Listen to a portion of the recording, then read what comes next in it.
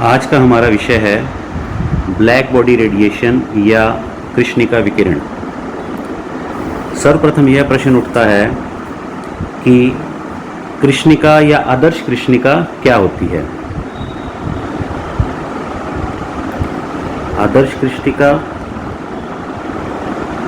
या ideal black body क्या होती है।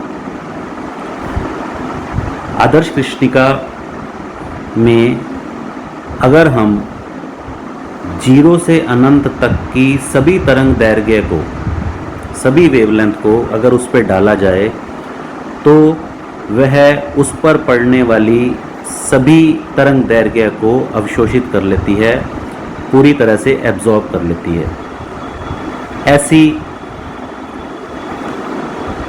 मैकेनिज्म को, ऐसे बॉडी को हम आदर्श कृष्णिका या आइडियल ब्लैक बॉडी कहते हैं। किसी भी आदर्श कृष्णिका के लिए अवशोषण गुणांक का मान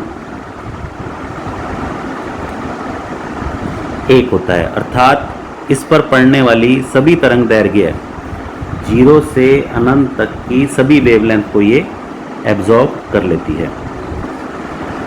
अगर हम किसी कोटर या कैविटी की परिकल्पना करें, इस तरह की एक संरचना होगी।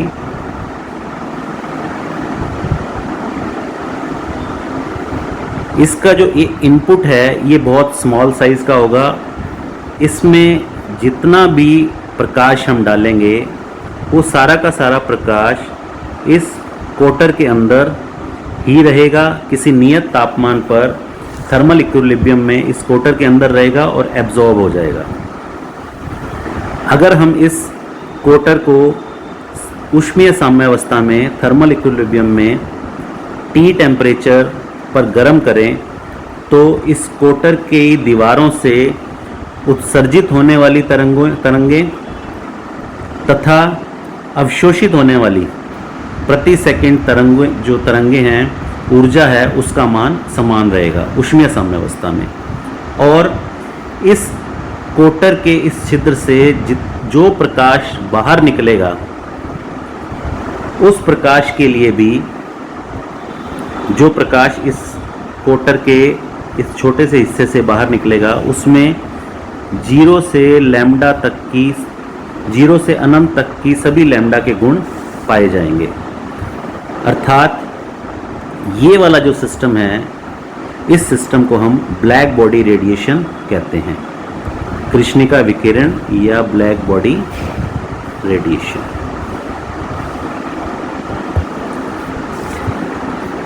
दो साइंटिस्ट थे, ल्यूमर और प्रिंगशाइम। ल्यूमर और प्रिंगशाइम ने एक एक्सपेरिमेंट किया।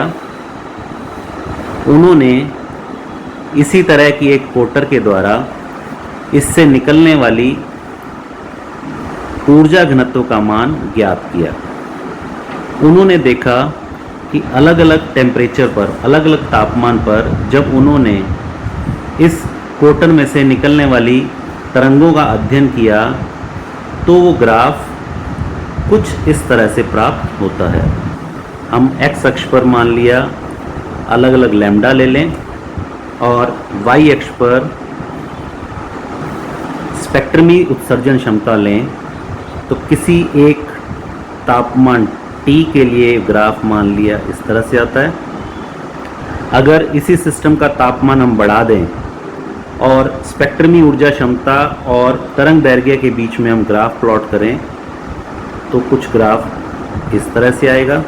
और अगर टेम्परेचर का मान कम कर दें तो ये ग्राफ इस तरह से आएगा। उन्होंने इस ग्राफ का अध्ययन किया और कुछ इंटरेस्टिंग रिजल्ट्स हमारे सामने प्रस्तुत किए। उनके अनुसार, इस ग्राफ के अनुसार, पहले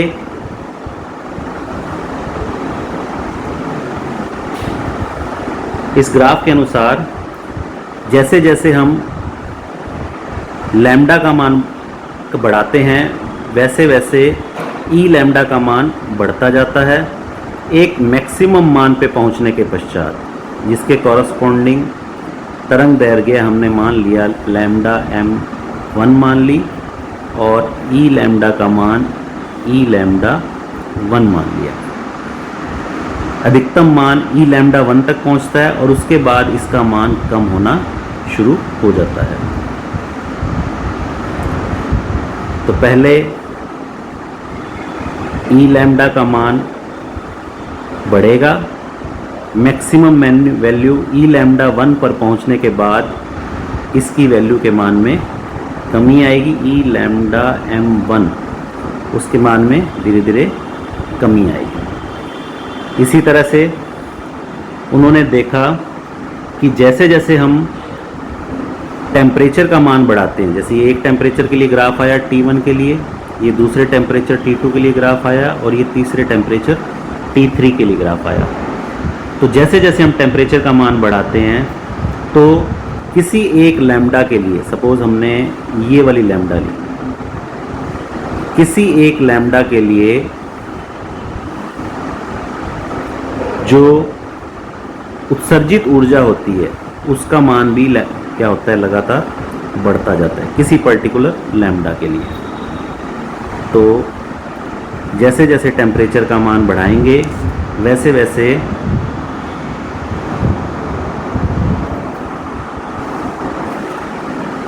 वैसे रेडिएशन जो होगा हर लैम्डा के लिए वो बढ़ता जाएगा। तीसरा इसका महत्वपूर्ण कंक्लूजन, मान लिया ये टेम्परेचर T1 के लिए लैम्डा m1 का मान है, इसी तरह से ये टेम्परेचर T2 के लिए लैम्डा m2 का मान है और ये टेम्परेचर T3 के लिए लैम्डा m3 का मान है। लैम्डा m का मान टेम्परेचर के इन्वर्सली प्रोपोर्शन में होता है, यानी lambda m T is equal to B। यहाँ पे B एक कांस्टेंट है, नियतांक है, जिसे वीन का नियतांक और इस नियम को वीन का विस्थापन नियम कहते हैं। चौथा महत्वपूर्ण इसके अंदर कंक्लूजन था कि इस ग्राफ के द्वारा जो कुल उत्सर्जन क्षमता है, ये कुल उत्सर्जन क्षमता का मान कैसे निकालते हैं, मान लिया ये लैम्डा और ई लैम्डा के बीच में ग्राफ खींचा हुआ है, तो इस ग्राफ के नीचे वाला क्षेत्रफल जितना भी है ये कुल उत्सर्जन क्षमता को डिनोट करता है। कुल उत्सर्जन क्षमता का मान तापमान की चतुर्थ घात के समानुपाती होता है, अर्थात E is equal to sigma T की पावर 4। यहाँ पे सिग्मा एक नियतांक है, इसे स्टीफन कांस्टेंट कहते हैं। स्टीफन कांस्टेंट या स्टीफन नियतांक कहा जाता है। सिग्मा का मान 5.67 गुणा 10 की पावर -8 वाट पर मीटर स्क्वायर पर डिग्री केल्विन की पावर 4 के बराबर होता है। और कुल उत्सर्जन क्षमता का मान कैसे निकाल सकते हैं? कुल उत्सर्जन क्षमता का मान निकालने के लिए हम इस ग्राफ के नीचे जितना भी क्षेत्रफल है 0 से अनंत तक सभी लैम्डास को लेते हुए अगर उसका इंटीग्रेशन कर दें, समाकलन कर दें, तो हम कुल उत्सर्जन क्षमता का मान ज्ञात कर सकते हैं। तो आज के लेक्चर में हमने क्या देखा? हमने ब्लैक बॉडी रेडिएशन या कृष्णिका विकिरण को डिस्कस किया। सबसे पहले हमने ये बताया आदर्श कृष्णिका क्या होती है। आदर्श कृष्णिका वह सिस्टम है जो उस पर पड़ने वाले 0 से अनंत तक की सभी लैम्डा को, सभी तरंग दैर्घ्य को अवशोषित कर लेती है। अर्थात आदर्श कृष्णिका के लिए अवशोषण गुणांक का मान इकाई 1 के बराबर होता है। आदर्श कृष्णिका बनाने के लिए अगर हम एक कोटर की कल्पना करें जिसके अंदर हमने एक कैविटी है जिसमें एक स्मॉल सा इनपुट छोड़ा हुआ है जिससे रेडिएशन अंदर जा सकता है या बाहर आ सकता है। इसका साइज़ इतना छोटा है कि अगर इसमें से कोई प्रकाश की किरण जाए तो वो इसके अलग अलग सरफेस से रिफ्लेक्टेड होके और इसी के अंदर ही एब्जॉर्ब हो जाए। अर्थात इस पे जितना भी प्रकाश पड़ा वो सारा का सारा इस सिस्टम के अंदर, इस कोटर के अंदर एब्जॉर्ब हो गया। इसलिए इस कोटर की जो अवशोषण क्षमता है, अवशोषण गुणांक है, उसका मान इकाई के बराबर आया। तथा ऊष्मीय साम्यावस्था में थर्मल इक्विलिब्रियम के अंदर इस कोटर की दीवारों से उत्सर्जित और अवशोषित जितनी भी एनर्जी है पर सेकंड उसका मान बराबर रहेगा। अर्थात प्रति सेकंड जितनी कोटर की दीवारें ऊर्जा का उत्सर्जन करेंगी उतना ही अवशोषण करेंगी ऊष्मीय साम्यावस्था में। इसी प्रकार अगर इस कोटर को हम किसी नियत तापमान T पर गर्म करें तो यह दीवारें ऊर्जा का उत्सर्जन करेंगी और ऊष्मीय साम्यावस्था में जितना ये उत्सर्जन करेंगी उतना ही अवशोषण करेंगी।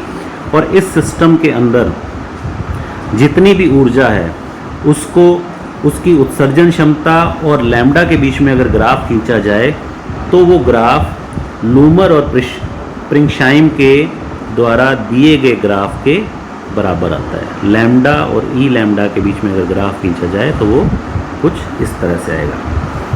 इसकी कुल उत्सर्जन क्षमता का मान इस ग्राफ के नीचे जितना क्षेत्रफल है उसके बराबर होगा। अगर सारे क्षेत्रफल को इंक्लूड कर लें तो कुल उत्सर्जन क्षमता का मान इस ग्राफ के नीचे घिरे हुए क्षेत्रफल के बराबर होता है। अर्थात कुल उत्सर्जन क्षमता का मान E = integration 0 to ∞ E lambda d lambda. Lummer और प्रिंगशाइम ने अलग अलग तापमान के लिए इन ग्राफ्स को प्लॉट किया, उनका अध्ययन किया और देखा कि ये ग्राफ नीचे दिए ग्राफ की तरह प्राप्त होते हैं।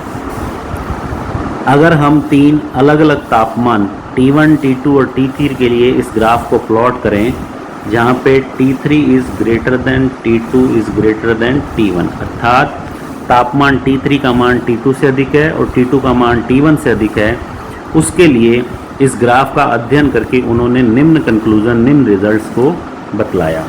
इस ग्राफ से स्पष्ट है कि जैसे जैसे हम तापमान लैम्डा का मान बढ़ाते हैं वैसे वैसे ई लैम्डा का मान बढ़ता है।